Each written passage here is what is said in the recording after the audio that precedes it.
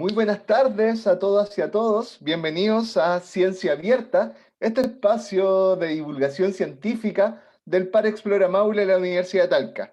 Hoy estamos con la profesora Cecilia Smith de la Universidad de Los Lagos, investigadora también del Instituto de Ecología y Biodiversidad de Chile. Así que bienvenida, profesora, ¿cómo va? Bien, muy bien, Claudio, muchas gracias. Muchas gracias por la invitación. A usted, profesora, por poder compartir estas investigaciones, sobre todo que son muy relevantes para nuestra zona. Profesora, ¿cómo ha sido este tiempo de confinamiento? ¿Cómo es hacer academia en este tiempo? Al principio fue bastante raro, las clases eran raras, pero yo diría que ya estamos en esto que se llama la nueva normalidad y estoy viendo las ventajas de hacer este tipo de clases y muchas reuniones, muchas veces una tras otra, lo que también agota, pero no hay que moverse. Uno no pierde tiempo moviéndose entre ciudades, así que tiene también sus ventajas. Claro, y este espacio también que sirve para hablar de ciencia, así que muchas de nuestros amigos y amigas que nos siguen tan atentos a esta transmisión, así que vamos a ir de inmediato, ¿le parece?, a la presentación. Así que Sí. los dejo con el tema efecto de los incendios forestales ocurridos en el Maule sobre los cursos de aguas que presenta la doctora Cecilia Smith. Muchas gracias, profesora, por acompañarnos y queda con la presentación. Sí, muchas gracias. Me estoy dando cuenta que tengo la ventana abierta. Un momentito, disculpa, No se preocupe, no se a ver ruido de preocupe. vehículo. Acá eh, recuerden que estamos en Ciencia Abierta, vamos a hablar sobre los incendios forestales ocurridos en el Maule, un tema muy atingente a nuestra zona, así que para nosotros es un verdadero placer y honor tener a la doctora Cecilia Smith, investigadora de la Universidad de Los Lagos y también de nuestros amigos del Instituto de Ecología y Biodiversidad, IEB, de la Universidad de Chile también, así que estamos con la charla, ya está la profesora Smith, así que comenzamos con Ahora sí, nuestra nueva muy edición bien. de Ciencia Abierta. Profesora Smith, muchas gracias. Quiero contarles un poquito la historia, cómo comienza este estudio, que está inconcluso todavía, pero comenzó con los incendios del año 2017, estos grandes incendios que hubieron en el Maule, cuando empecé a escuchar que distintas personas me decían que el agua había vuelto casi inmediatamente después de que se quemaron las plantaciones que estaban alrededor de los cursos de agua, que habían vuelto a vertientes que hacía años que no corría el agua. Entonces, conversando con una geóloga, le dije, mira, sería re interesante ir a ver esto, pero está fuera de mi calendario. Y ella me dice, mira, aquí los geólogos cuando hay una erupción de un volcán no ven si el calendario y si tienen algo programado o no programado, si hay presupuesto, si hay proyecto o no hay proyecto. Simplemente se va. Entonces con ese consejo fui al Maule a ver este fenómeno del agua que había vuelto después que habían ocurrido los incendios forestales. Esto fue un mes después de que se había apagado el incendio. Y bueno, encontramos cosas bastante interesantes que aquí les quiero mostrar, pero antes quiero hacerles una introducción empieza es bastante larga la introducción porque tengo entendido que hay público de distintos niveles de formación y de distintas formaciones. Entonces vamos a ir con algo bastante básico que deben acordarse de cuando estudiaron enseñanza básica o enseñanza media, que es a grosso modo el ciclo del agua, ¿no? El agua está en los lagos, en los ríos, en el mar, también está en la vegetación, en el suelo, y de aquí evapora, ¿no? De la vegetación, aquí acá se ve en verde, se evapora del mar, de los lagos, se evapora y se transporta a distintos lados, y después vuelve a la tierra a través de la precipitación, que ya sea que caiga en las montañas, en el suelo o en el mismo mar. Cuando el agua escurre por el suelo, por la montaña, por distintas laderas, se llama escorrentía, y hay otro proceso que se llama infiltración, que es cuando el agua pasa a los niveles superficiales del suelo. Entonces, complejicémoslo un poquitito más. Aquí nuevamente tenemos que el agua evapora, evapotranspiración, la evaporación del agua también puede evaporar del suelo, después vuelve y cae la precipitación, pasa al suelo y si fluye bajo el suelo, que es el flujo subsuperficial, fluye por sobre el suelo, que es la escorrentía, y también hay un agua que es muy importante para entender lo que les voy a contar después, que es el agua que percola, que pasa a las capas más profundas, a los niveles freáticos. Entonces, este árbol que se ve acá va a recibir el agua de la lluvia, agua superficial, que puede sacarla con las raíces de este flujo subsuperficial, y incluso dependiendo del nivel en que esté, esto que acá se ve más en gris, el nivel de este suelo más impermeable, también podría sacarlo de acá. El agua que no alcanza a consumir la vegetación va a bajar y va a bajar a estos niveles más profundos donde se produce la percolación. Y bueno, abajo es donde fluye todo el agua y está aquí se muestra el río. Entonces, hay un balance hídrico en una cuenca piensa en la que es como una olla donde todo el agua va a ir fluyendo, que tiene que ver con las entradas y las salidas de agua. Las entradas de agua es la precipitación, la lluvia, las aguas subterráneas que van fluyendo y que pueden desplazarse de una cuenca a otra. Las salidas es la transpiración del agua, lo que se infiltra, la percolación, que es la que llega a niveles más profundos, que abastece a los acuíferos, a los pozos, las salidas también hacia otras cuencas a través de la escorrentía, que es lo que fluye por sobre el suelo. También puede salir por consumo humano o industrial, y hay otras cuencas receptoras, y el mar también puede ser receptor. Hay una autora hace muchos años que propuso que los árboles son ingenieros del ecosistema, es decir, ejercen un fuerte control sobre los procesos y las funciones del sistema, creando condiciones de hábitat y generando un microclima especial para otras especies.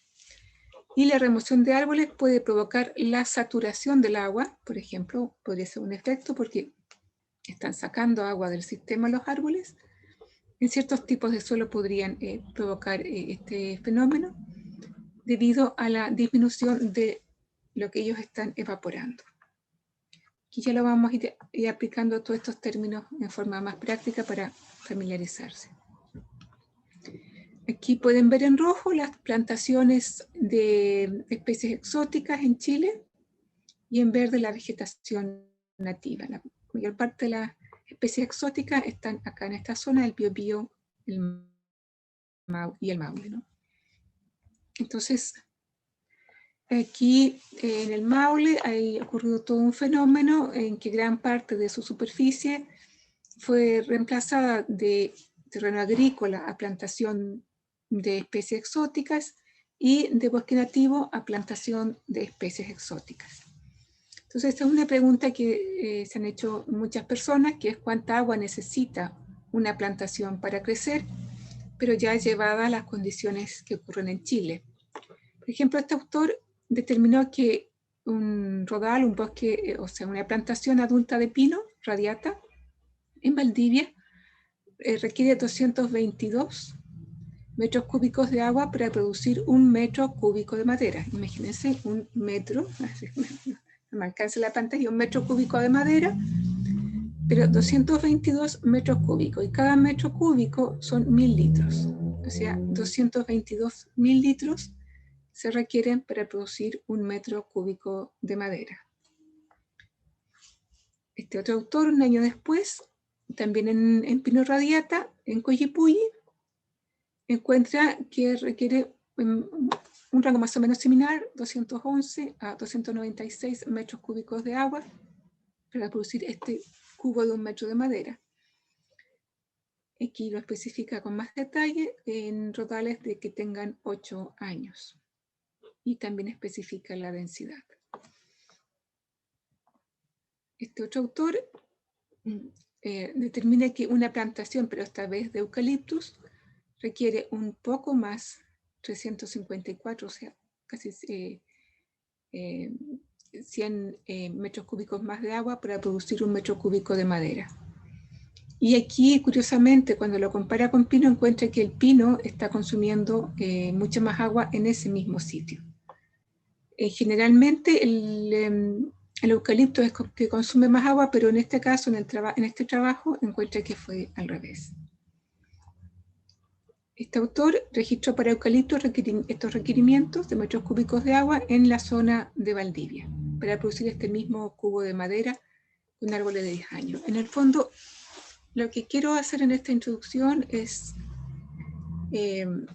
llevarles a darse cuenta de esta idea de toda la cantidad de agua, de miles de litros de agua que requieren producir madera, y que cuando se transforma el paisaje del Maule a un paisaje dominante de especies de rápido crecimiento, pueden tener una idea de cuánta agua están consumiendo.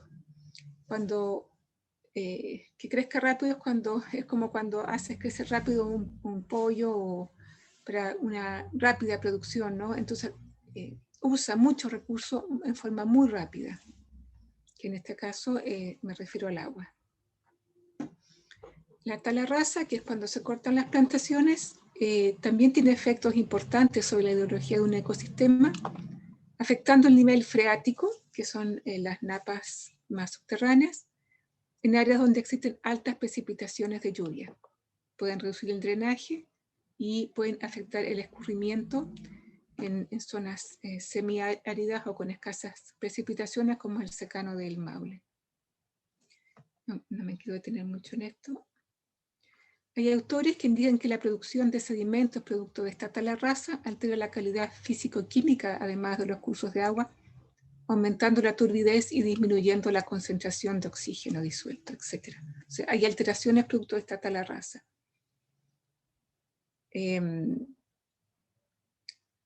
Bueno, las plantaciones forestales son generalmente consideradas las culpables de disminuir el flujo de agua en las cuencas. Sin embargo, no hay un consenso si realmente es debido a la plantación de especies exóticas o al cambio climático, o al incremento del uso de agua para otros servicios, o las tres combinadas de alguna forma. Es decir, estos tres fenómenos han estado afectando en los últimos 20, 30 años el secano costero del Maule. Entonces, la disminución en precipitación puede deberse a cambio climático, a incremento, como dice acá, en el uso del agua, o a las plantaciones forestales. Entonces, ¿qué pasó con los incendios? Los incendios son una forma experimental de poder ver algún efecto de qué pasa cuando abruptamente tú apagas la bomba de agua que está extrayendo el agua del sistema. Es decir, ¿cómo puedo hacer para sacar miles de hectáreas de plantaciones para hacer un experimento? No puedo, ¿no? A menos que haya un incendio. Entonces, no iba a esperar que volviera de nuevo el volcán a hacer erupción o esperar un proyecto, sino que en cuanto ocurrió el incendio y empecé a escuchar que el agua había vuelto, dije, aquí está el experimento, se apagó la llave. Hay una bomba que es una plantación que está sacando el agua del sistema. Ocurre el incendio, mata al árbol, mata la bomba, el agua vuelve, ¿no? Entonces, esa fue la idea de vincular el incendio con las plantaciones forestales y usar este incendio como un experimento natural. Esta es una noticia que encontré en una revista de la Corma. Dice que durante 6 meses un grupo de docentes de la Universidad de Talca, Concepción y Austral estudiaron el comportamiento, la producción de agua a nivel de caudales máximos y medios en periodos anuales y mensuales en 42 cuencas hídricas del país. ¿Qué sé yo? Y más información. Concluyen que no es posible advertir cambios significativos en los caudales medios y máximos de las cuencas estudiadas durante los últimos 20 años, atribuibles a la presencia de determinada formación vegetacional, y aquí se refiere específicamente a las plantaciones.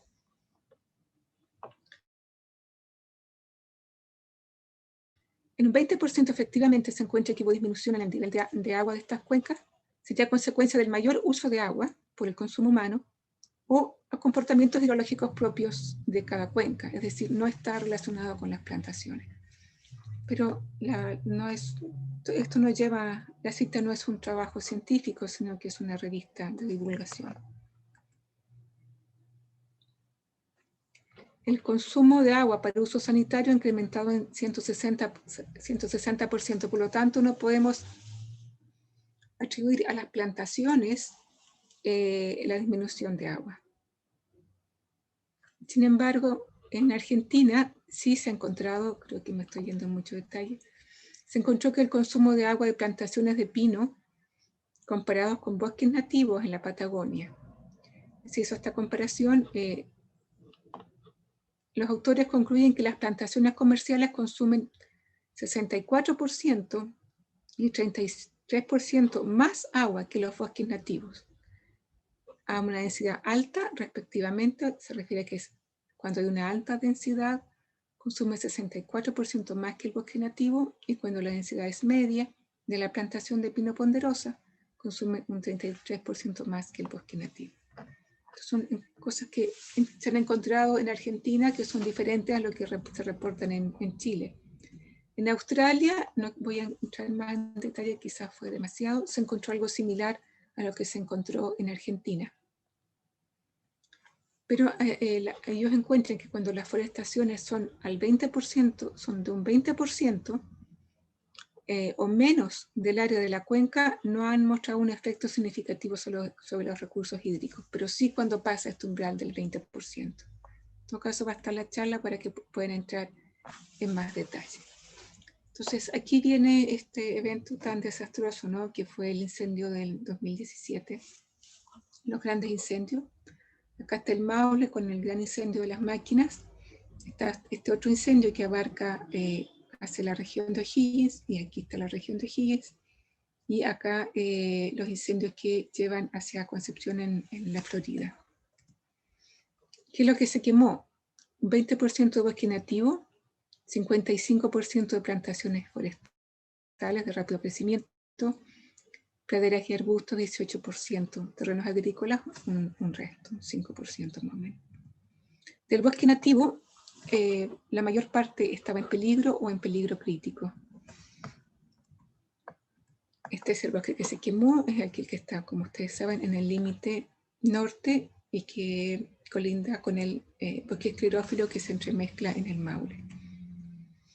El bosque maulino es uno de los que hasta el año 2010 tenía la más alta tasa de deforestación a nivel mundial, junto con bosques en México. Ahora hay otros bosques que lo superan. Afortunadamente ya no tenemos ese triste récord en el bosque maulino, pero sí en otros lugares del mundo hay mucha deforestación. La mayor tasa de deforestación que había en ese momento y pocas áreas protegidas por el gobierno.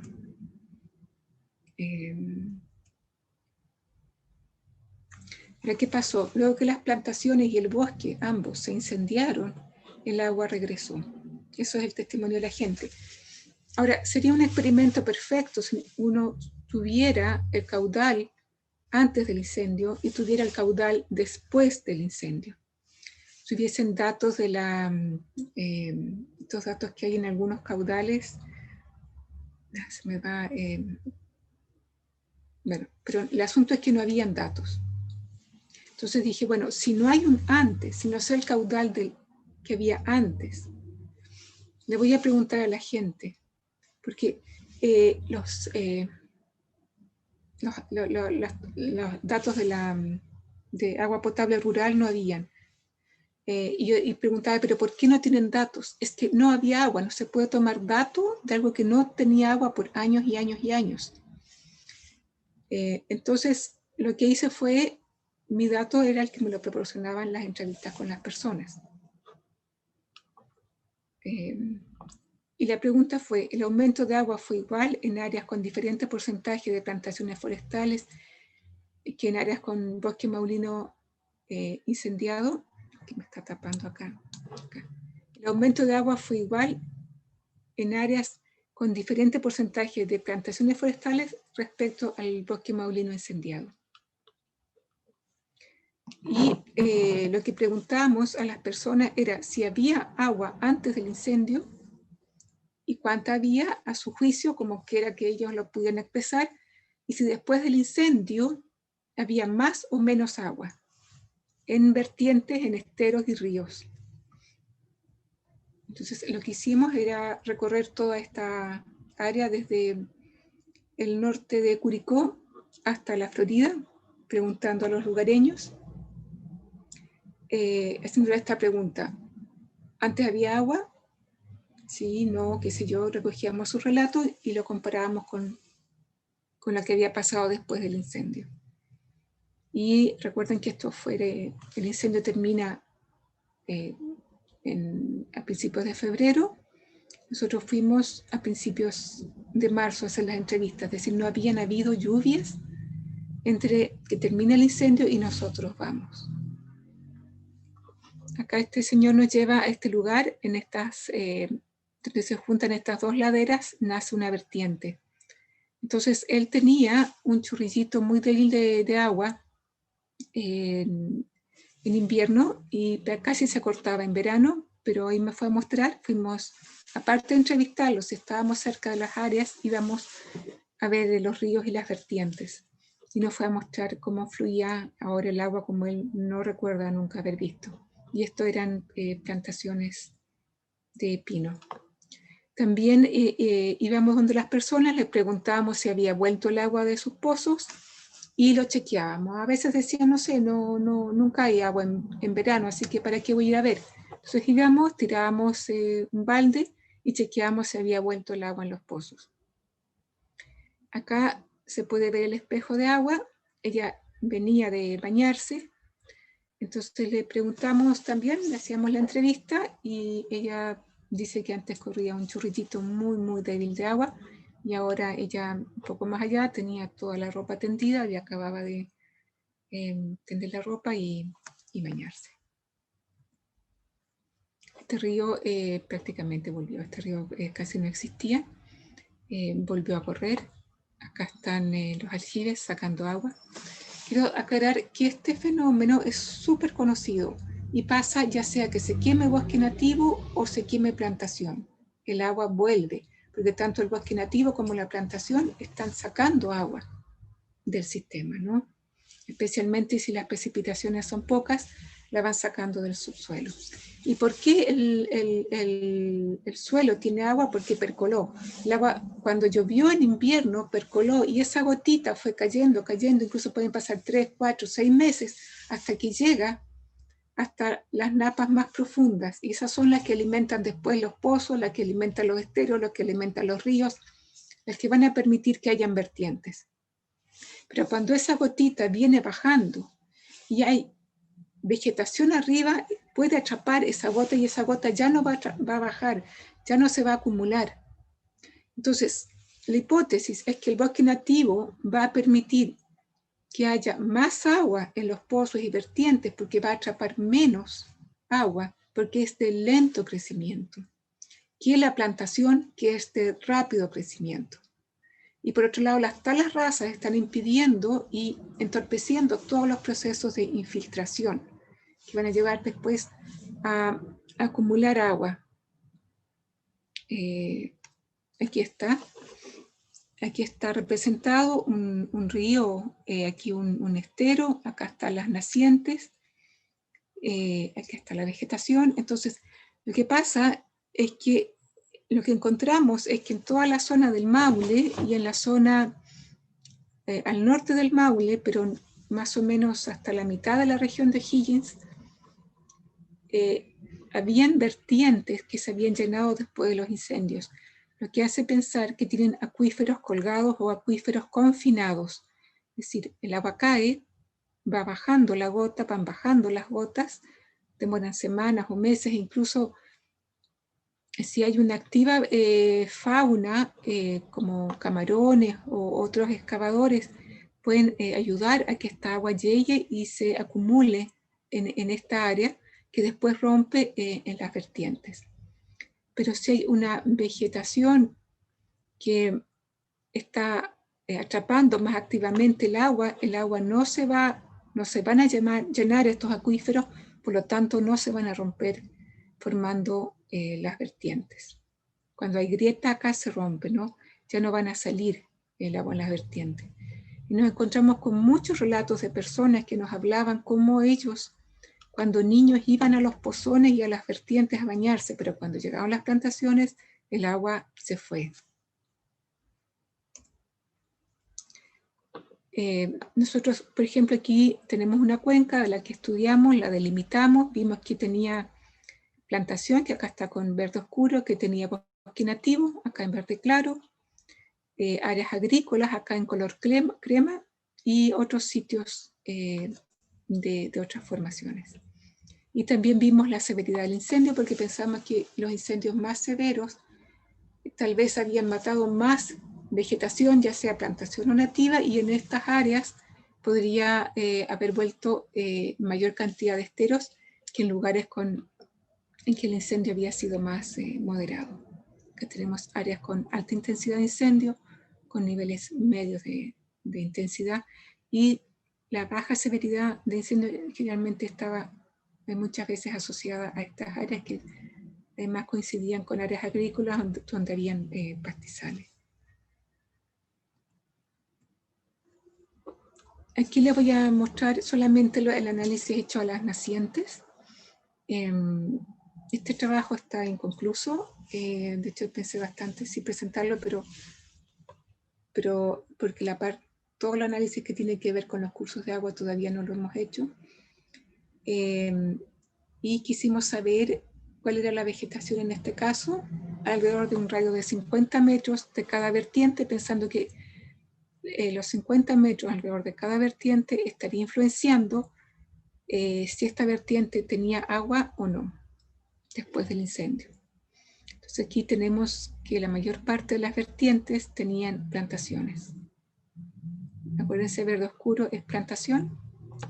Bosque nativo, acá lo comparte con plantación y agricultura. Acá y acá otros usos o sitios abiertos. Entonces nosotros yo quería contrastar vertientes rodeadas por bosque nativo de vertientes rodeadas por plantaciones, pero también hay un problema que uno no puede elegir en este experimento donde pasa el incendio. Por supuesto, tampoco hubiese querido que se quemara el nativo, pero quemó y casi todo en realidad eran plantaciones, pero aún así tuvimos algunos datos que nos permitieron hacer comparaciones entre nativo y plantaciones. Tenemos aquí la severidad del incendio en esta misma área, lugares quemados con alta severidad y media y baja severidad. Lo que obtuvimos de las entrevistas, tuvimos que en 20 personas dijeron que hubo aumento del flujo de agua luego del incendio en las vertientes.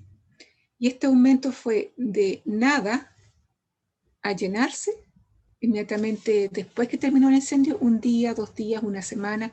Muchas veces nos decían, mire, nosotros no estábamos preocupados de esas cosas, pero de repente vimos que la manguera de agua empezó a reventar en agua. Bien, realmente muchos relatos increíbles o personas que recordaban con nostalgia, como les digo, aquellas épocas en que se bañaban y que los pozones volvieron a tener agua.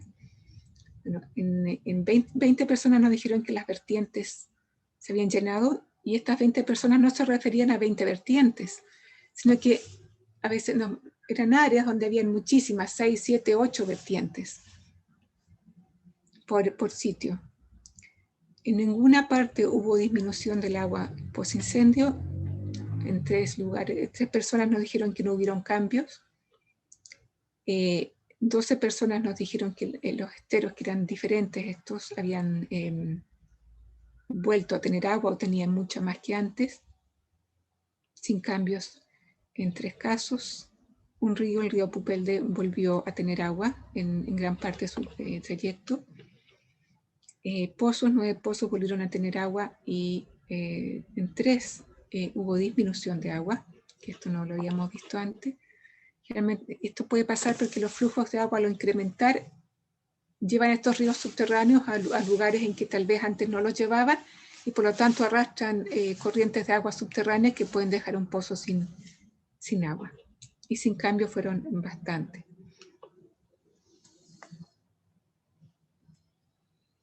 Y bueno, los esteros está pendiente, y me voy a dedicar a las vertientes ahora.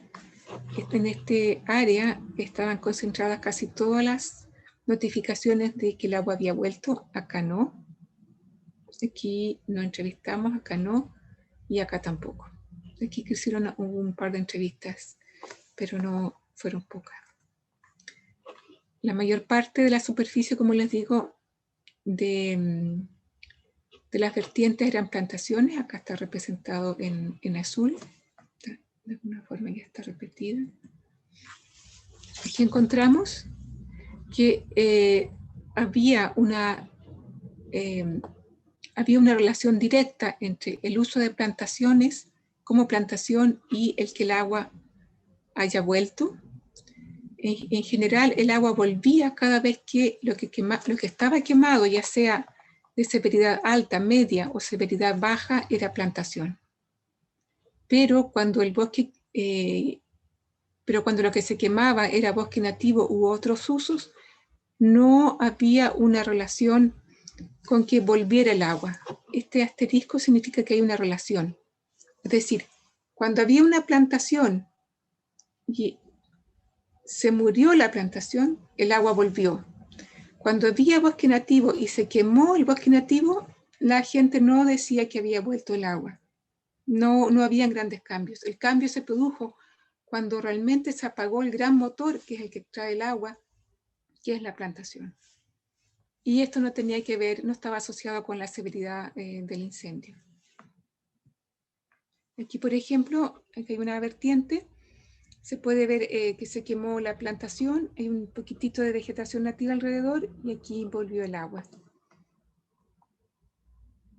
Bueno, habían otras preguntas que le hicimos a las personas, si quería volver a plantar pinos eucaliptos nuevamente. La mitad de los entrevistados dijeron que sí, no saben qué hacer. Realmente estaban bastante consternados. Era una pregunta tal vez no apropiada en ese momento. Pero un 15% dijo que quería dejar que el bosque nativo reemplace por regeneración a la plantación de pinos y eucalipto. La mayor parte de las personas, nosotros no tratábamos de no influirlo con nuestras preguntas, le preguntábamos si la pérdida de agua y después la aparición del agua estaba relacionada con las plantaciones, y el 94% dijo que sí, y ahí venían y nos contaban sus relatos que justificaban ese pensamiento. Entonces lo que encontramos es que el agua volvió a los lugares donde la mayoría de lo que se quemó era plantación. Y quiero mostrarles esto. Lo quise contrastar con la precipitación del Maule para ver efectivamente si podemos atribuirle a cambio climático la disminución en el agua. Y lo que encontramos es que estas son las estaciones climáticas de la costa del Maule, tienen muy poco data. La más antigua es de 1962, y encontramos que incluso hay un incremento de la precipitación de 1962 hasta el año 2008. Y a partir del 2008 empieza esta mega sequía prolongada, y ahí sí empieza a disminuir considerablemente la precipitación. Sin embargo, la baja en la cantidad de agua en ríos y esteros está reportada incluso en este periodo, cuando la precipitación aumentó. No sé si me siguen, no los puedo ver, no los puedo dialogar, no veo manos que se levanten, pero espero que me sigan. Es decir, parece ser que el cambio climático no es responsable de la disminución de agua en ríos y esteros en la costa del Maule, por lo menos hasta el año 2008.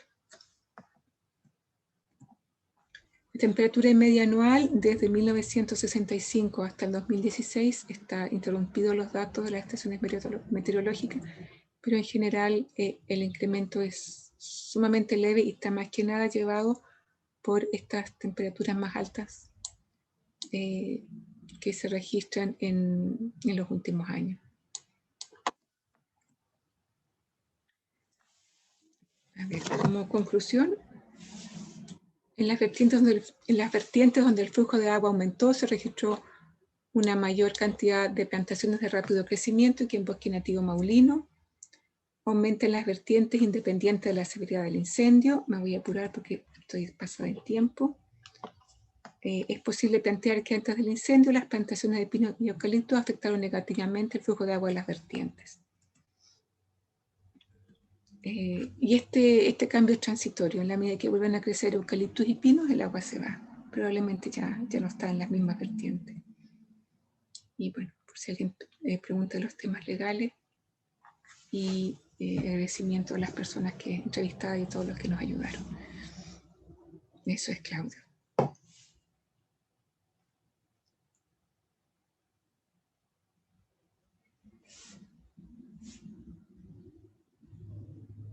No te escucho, Claudio, tienes apagado tu micrófono.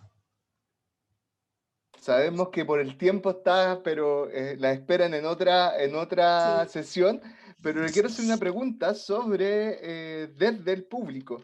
¿Qué atrae más agua? ¿Un bosque nativo o una plantación de pino, profesora? ¿Qué atrae? Más agua, sí. ¿Qué ¿Atrae la palabra? No, ¿qué extrae? Disculpe, ¿qué extrae más agua? Sí, ¿qué extrae más agua? Las especies de rápido crecimiento, cualquiera que ésta sea. En este caso son pino y eucalipto. El eucalipto más que el pino, pero dependiendo del lugar y la cantidad de agua podría ser incluso al revés, como un dato que les mostré. Profesora, y la importancia también, algo que nos llamó la importancia de incorporar a las personas en este tipo de estudios. ¿Cómo fue esa experiencia? ¿Por qué tan importantes esos datos, saber de ellos, lo que está pasando? No teníamos, o sea, si hubiésemos tenido algún medidor de flujo antes del incendio y después del incendio, claro, hubiésemos podido usar esos datos, pero no lo teníamos. Pero por otro lado fue sumamente enriquecedora la experiencia con la gente, aprendimos muchísimo, pero igual era fuerte. Habían pasado 3 semanas después del incendio, las personas se le habían quemado sus casas, sabían de desgracia. La entrevista era muy corta y después ellos necesitaban conversar, estaban traumatizados, la verdad. Y bueno, sus medidas de aumento del agua era, mire, antes mi perrito chiquitito de patitas cortas podía cruzar el estero, ahora si lo cruza se lo lleva la corriente. Entonces, no podíamos utilizar muchas medidas, pero fue muy interesante. De hecho, me gustaría volver a esos lugares a ver qué pasó después. Lo sospecho, pero es el relato de la gente lo que te enriquece el conocimiento. Y había mucha rabia también con las plantaciones. Profesora, por último, yo quería comentarle eso. ¿Cuáles son las proyecciones? Usted me comentaba antes que le falta algo a esta investigación. ¿Cuáles son las proyecciones que tiene? ¿Qué viene ahora con estos puntos? Sí, lo que pasa es que, claro, esto sucede en un momento en que uno tiene una línea de trabajo y un ritmo en que está todo ocupado el tiempo, y voy en este momento que, como me decía mi colega, hace erupción el volcán y no puedo esperar. Entonces, me ha costado mucho colocarlo dentro de mi agenda, el análisis de la información, analizarlo todo, porque son meses y meses de trabajo.